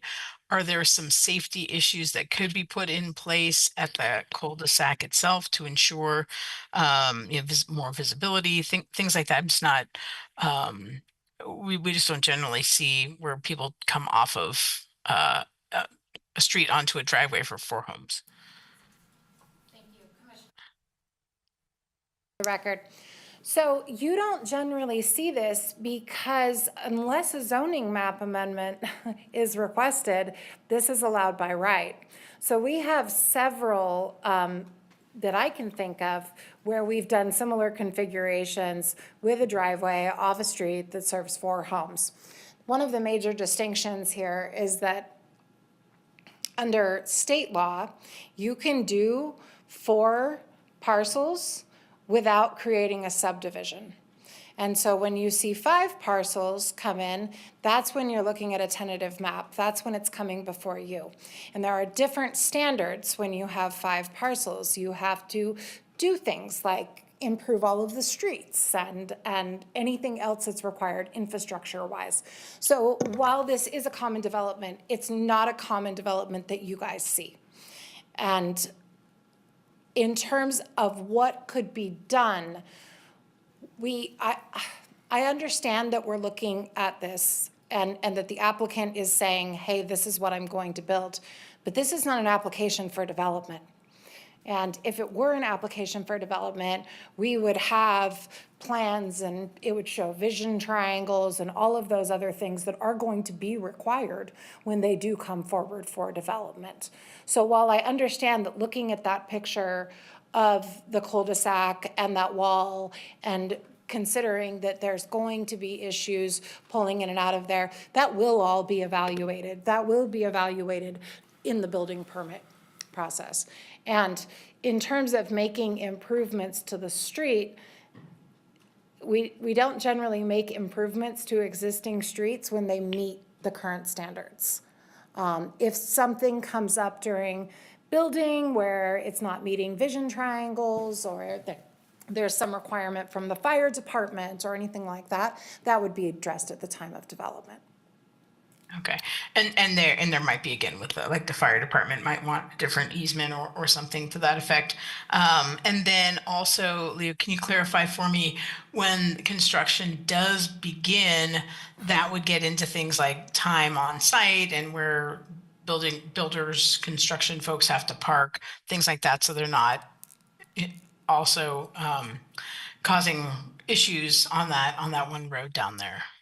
Absolutely. But again, I want to put out there that should the zoning map amendment be approved, those building permits are not going to come back before this body if it's only 4 lots. Sure. Understood. Yep. Thank you. Commissioner Jockman, so I'll ask a question to the follow-up that I had previously, and then Commissioner Velta will go to you. So I saw as a part of the materials that there's an easement that's both existing and will remain as a part of this application on the east side of the property. Is that correct? Just going directly from Plum up to the cul-de-sac. I believe you're talking about the proposed easement for the public access easement for the driveway that's going to go in. Yeah, If you're looking yeah, at that's what I'm that talking proposed about. parcel map, yes. Okay. So, and I thought I heard from the applicant that it was existing as well, not necessarily that it matters. My concern is that we will not create a cut-through into the cul-de-sac. Folks on the cul-de-sac obviously have expressed concern about traffic. I see an avenue where this could potentially be worse with that easement if you were to develop the parcel adjacent to Plum first. And we have the comment about the properties being sold. So if it's not technically a subdivision, my first question is, could they sell off that southern parcel separately? Yes. Right, so there's an easement that exists along all of the parcels. And so then that applicant or that property owner could make the case that they have a right to their property on Plum. So what I'm trying to ensure is that with this, with an approval, there's no way that they can create a a cut-through via that easement. I know you're showing us a fire access gate at that place, which is what I support as well. I want to make sure there's no way they can cheat through that via a development of one of those parcels and then iteratively for the others. Not legally. I mean, I guess they Okay. could cut the fence. Sure. Would the applicant like to chime in on that? Yes, please. That east side easement that you referenced is already in place. Right. So we would probably have trouble removing that if we tried to isolate that southern parcel. I think the city would tell us no.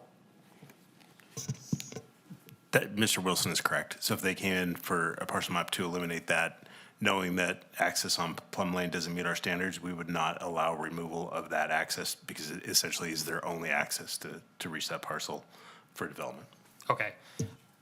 My concern, and this is not a final comment, I just want to make sure it's clear that there's no way for a cut-through to be created such that additional traffic could come there in the future, even through an iterative development process across the 4 parcels. That's correct. The only access to Plum Lane, regardless of how it was developed or configured, is a secondary emergency gated access. Okay, thank you. Commissioner Valto. I don't think I have any questions. I can hold off. My comment, I just have more comments for discussion whenever we move into that.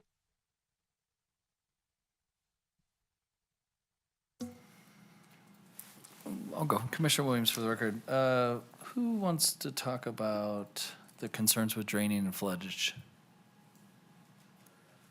And just addressing those and thoughts about it, what you've seen already through the research. and Our project big engineer trees. is here. Okay. Good evening. For the record, Jason Gillis, Tech Engineering. Yeah, there appears to be some drainage issues there at the end of the cul-de-sac. They're historic.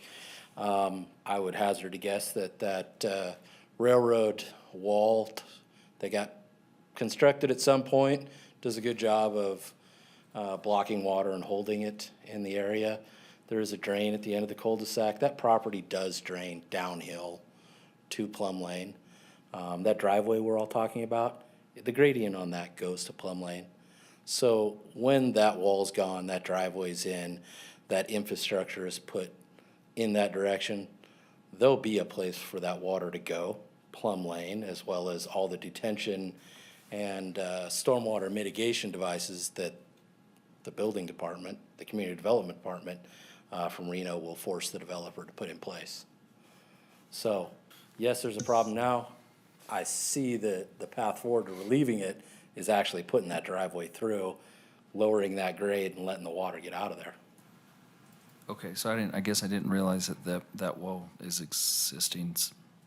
So we're saying that the railroad, whatever wall that is Nowhere for probably- the water to go right now. It hits the end of the hits the- cul-de-sac, clogs up the drain system there, starts to back up. I'm sure it ends up in people's driveways, in their attics, their front yards, that sort of thing.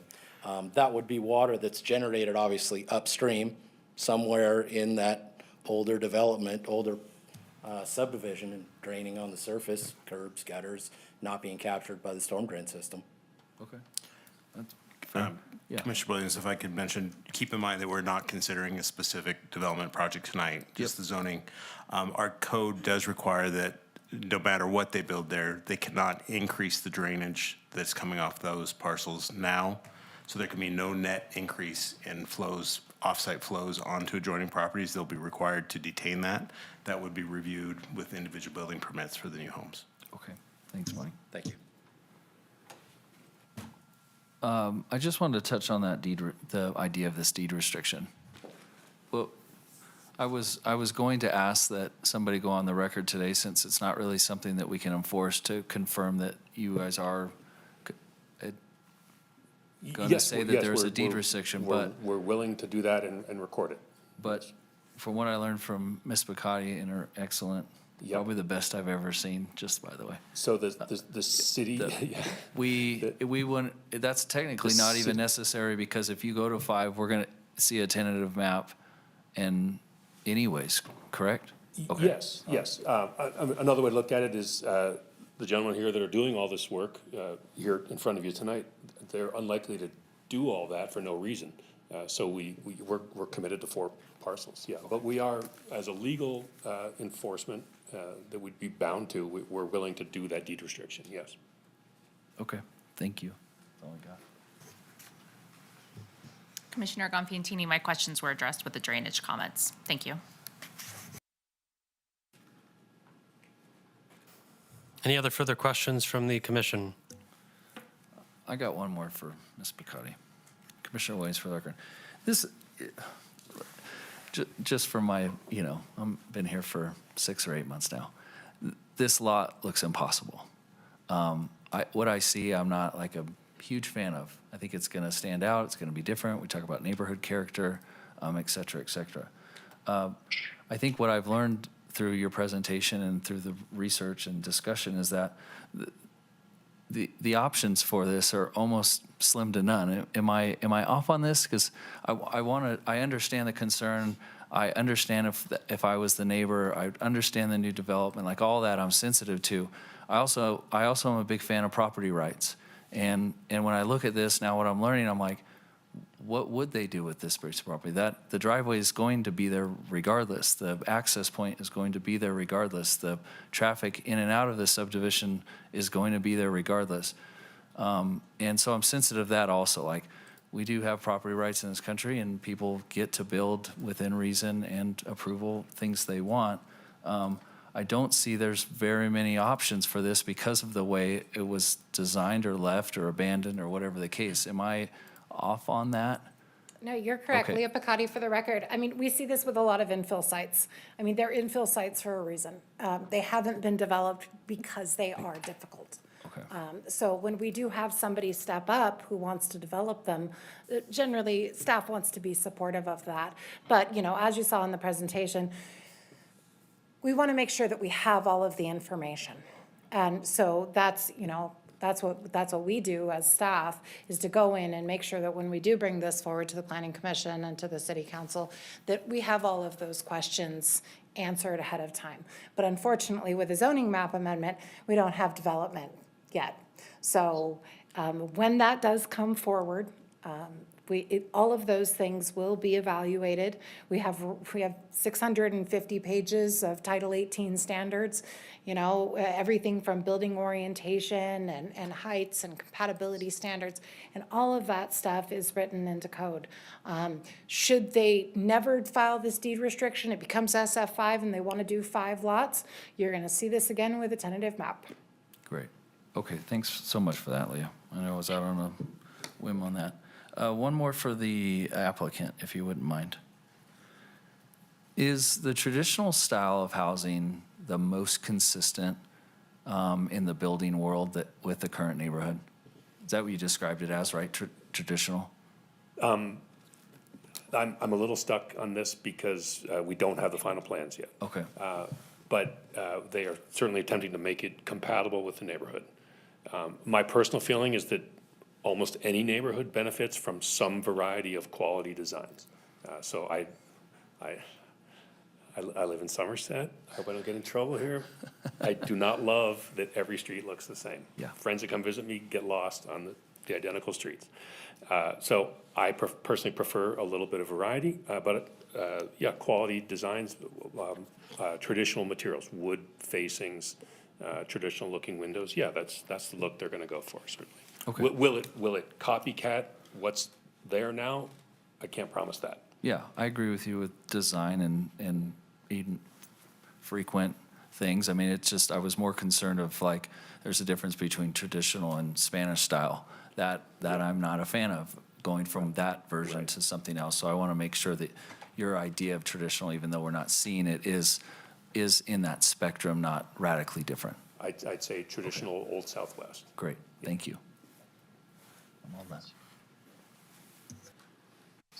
Do we have any other questions from the commission? Seeing no, we will now move to deliberation. Chair, I'm happy to get us started. Please proceed. This is in my mind, a very narrow issue that centers around compatibility between the parcel that we're looking at and whether it should be SF5 versus SF3. The map that I look at to make a determination that this is compatible is the C2 or the C2 rendering, the C2 maps, which show that the area just abutting this area is SF5. And with that, I feel comfortable making the finding that a amendment to the map to make this SF5 is adequate. And I can make all the findings just based off of that. I think that there's been a lot of discussion about, flood drains, what the project could look like. I'm very concerned that those discussions might get ahead of what we're supposed to be looking at. As was explained by Leah, is that if this project were to go forward, they'd have to comply with all of our code, which would take into account any type of floodgates. And I believe Mike actually explained that. And then there's also other checks on there being more than 4 units in that would require them to come back to us. So I feel comfortable making the findings because I do think just generally this is compatible, and our master plan tells us we should encourage infill. And this is an infill project and something that I think our master plan directs us to do. So with that, I feel really comfortable with making the findings. Commissioner Jockman, so I'll second that. I wrote that down as infill and housing. As planning commissioners, we are guided by documents like what Commissioner Velto just said. So we've got our master plan, and it's telling us that we should support projects like this one in these parts of town. And that can be challenging at times for folks who are near that development parcel.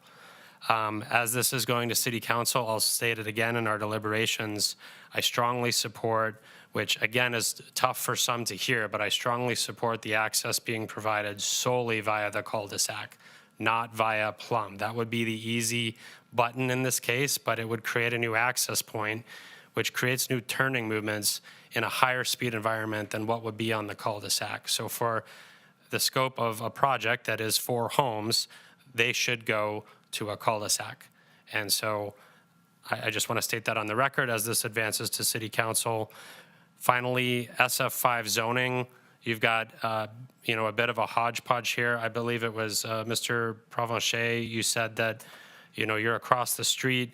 That parcel is 0.2 acres, which is in line with SF5 zoning. So the zoning that we're approving is consistent with parcels of that size, and that's what our purview is. So I can make those findings, I can make all the findings, and I just want to state on the record that I would like to see City Council keep the access to the cul-de-sac as this advances. Commissioner Del Villar, yeah, I can make the findings. I think that the reasons it, for me, one is that it's already SF3, and while I understand that SF5 and having 4 units on that property will increase the traffic that could be there, but again, by right, they could put 3 there already, and so that's part of it. The other part of it is to Leah's point that when it becomes time to actually build, there's a lot of things that they're going to have to work through and get approved. And so for me, again, it's compatible, and I can make the rest of the findings as well. Commissioner Gonfantini, I'm happy to support this project based on infill and compatibility. If there are no further deliberations, the commission will entertain a motion at this time. Happy to make a motion. Please proceed. In the matter of case number LDC 26-00060, based upon compliance to the applicable findings, I move to recommend that City Council approve the zoning map amendment by ordinance. Commissioner Del Villar, I second. We have a motion and a second. All in favor say aye. Aye. Aye. Any opposed? Hearing none, that recommendation for approval passes 5-0. That concludes this item C2.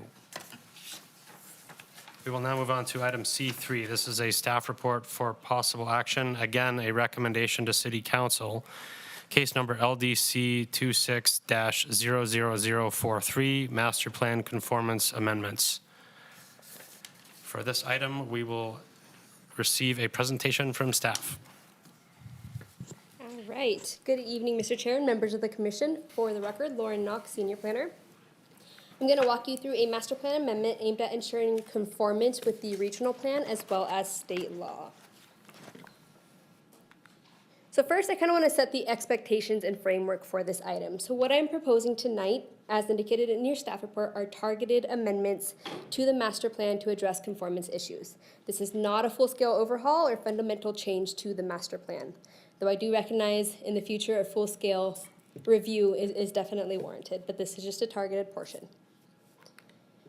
For some general background, the Reimagine Reno Master Plan was adopted in 2017, and at that time was a substantial overhaul to the previous master plan. Recently, there were some changes at the regional plan level and with state law that require us to amend our master plan to align with that new policy direction.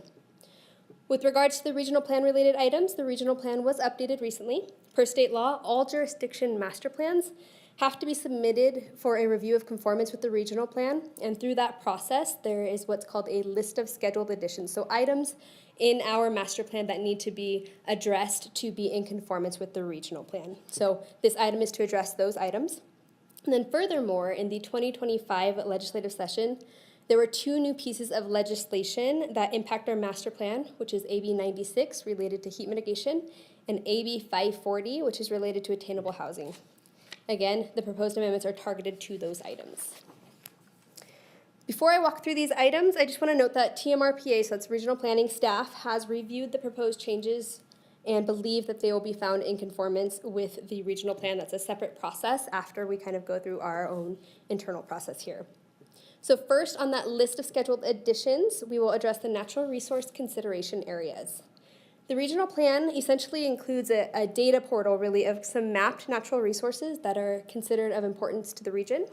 The proposed changes to the master plan reference this resource, which will really be a resource for us to analyze during those development review processes. So it's just another resource or tool for us. In regards to critical source water protection, the regional plan adopted verbiage to reference a specific resource, which is the Integrated Source Water and 319H Watershed Protection Plan for Public Water Systems, and the Truckee River in the Truckee Meadows. So the master plan already contains a policy related to source water protection, and the proposed red lines include referencing this very specific resource, and this really helps us all in the region to be kind of coordinated with what information and what data we're using in those respects. There are a number of policies related to trails in the master plan, many of which aim at providing, improving, or enhancing connectivity in the region. Proposed red lines were included to two kind of overarching trail policies that the red line directly references this Truckee Meadows Regional Trails Plan, and that it should be consulted during the development review process to better promote construction of trail and trailheads throughout the region.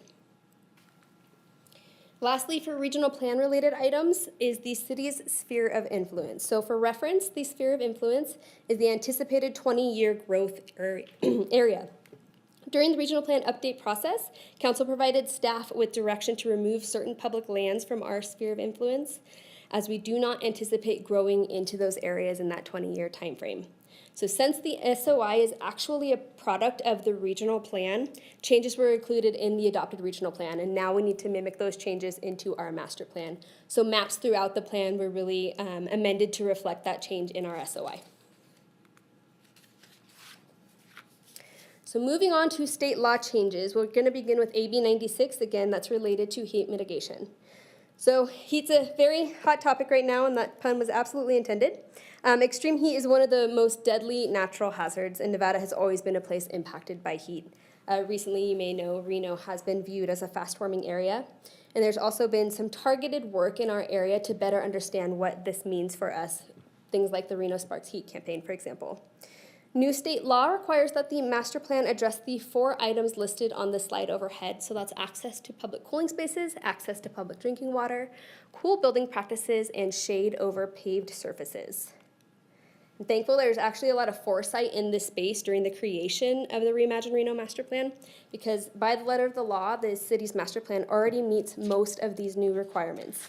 The master plan contains policies related to cooling spaces, cool building practices, and shade over paved surfaces, and even discusses that preference for native tree and drought-tolerant species. However, I recognize there's still a gap to fill in this space. There's more we can do in this arena.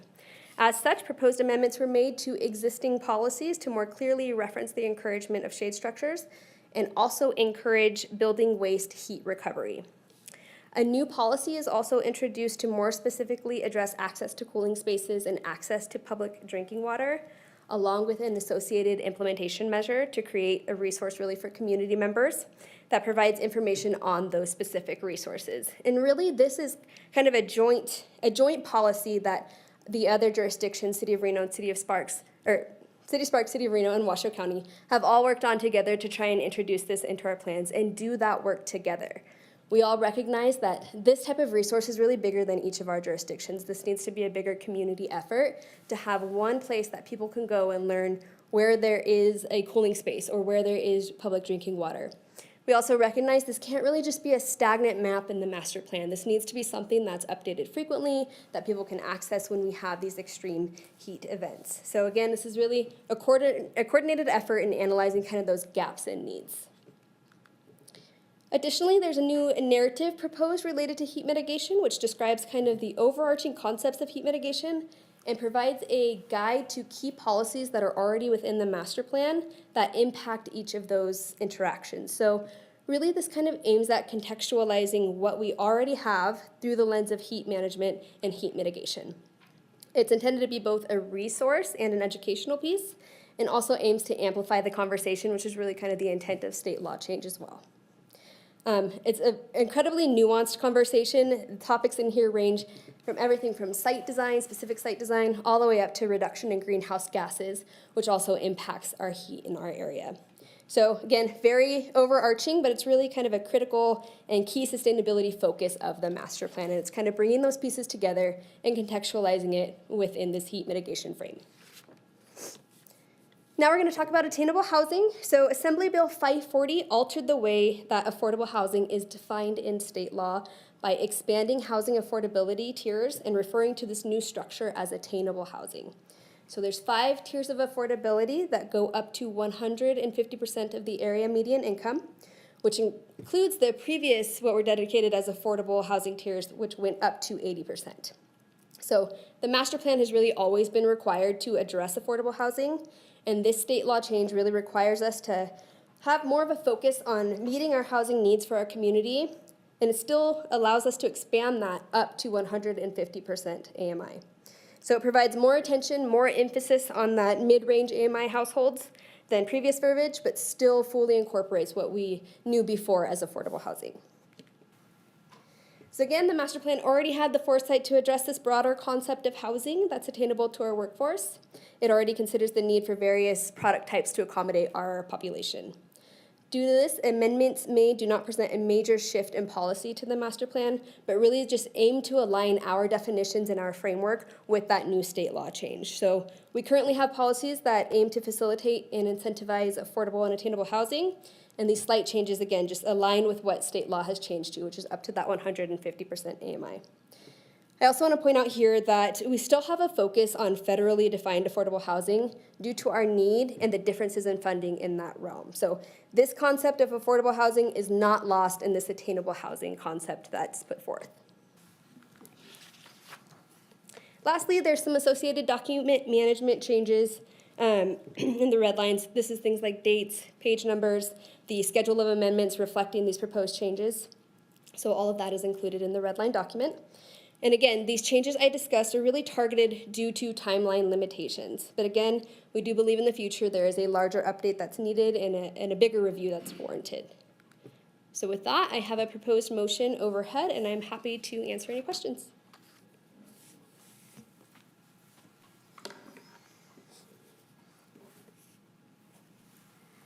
Any questions from the commission at this time? I know this meeting's gone a little longer than perhaps some expected. Well, one. Commissioner Williams. That was very informative and very thorough, and I appreciate that. I feel like it was definitely more informational than something that we were going to sit here and discuss, so I'm happy to make a motion. Do we have any questions? One final ask. Okay, please proceed. Ms. Aria, you prepared? Let me just pull it up. It's up there if you'd like. Oh, okay. Commissioner Williams, for the record, based on the compliance with the applicable findings, I move to adopt the amendment to the master plan by resolution and recommend City Council approve the amendment subject to any conformance review by the Truckee Meadows Regional Planning Agency. Commissioner Gampiantini, I second. We have a motion and a second. All in favor, say aye. Aye. Aye. Any opposed? Hearing none, recommendation carries 5-0. That concludes item C3.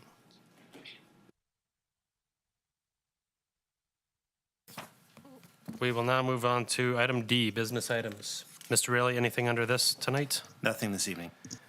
Okay, item E, Truckee Meadows Regional Planning Liaison Report.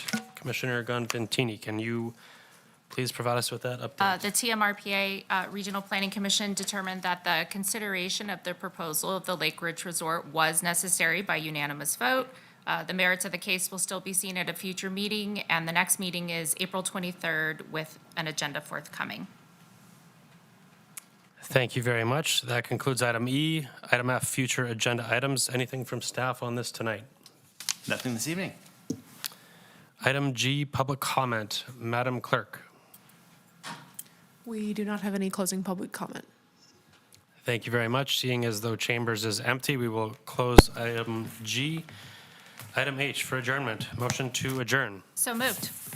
So moved. Second. Motion and second. All in favor, say aye. Aye. Meeting adjourned. Night.